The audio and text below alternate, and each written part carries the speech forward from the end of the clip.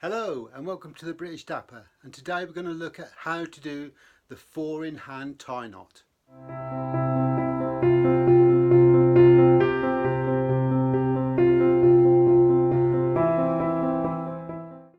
Now the 4-in-hand is reputedly to do with the coach drivers of the mail wagons back in the olden days, where they would hold the reins and how they hold the reins.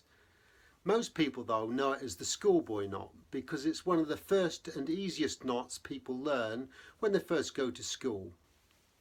Now this is an informal knot.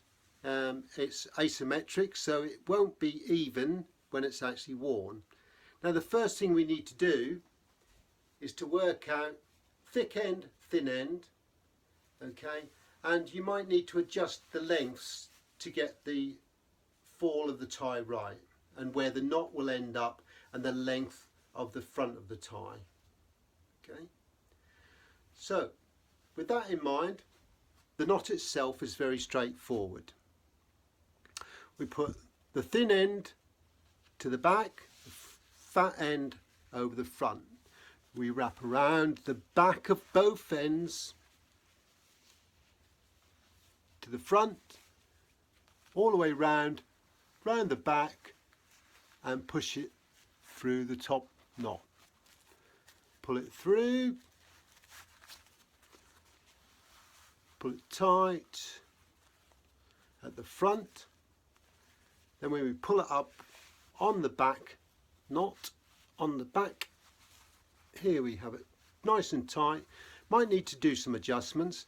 Now with this, make sure you tuck the back into the back retaining loop. Okay,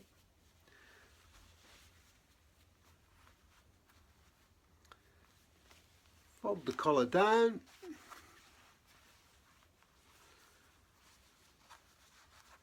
now then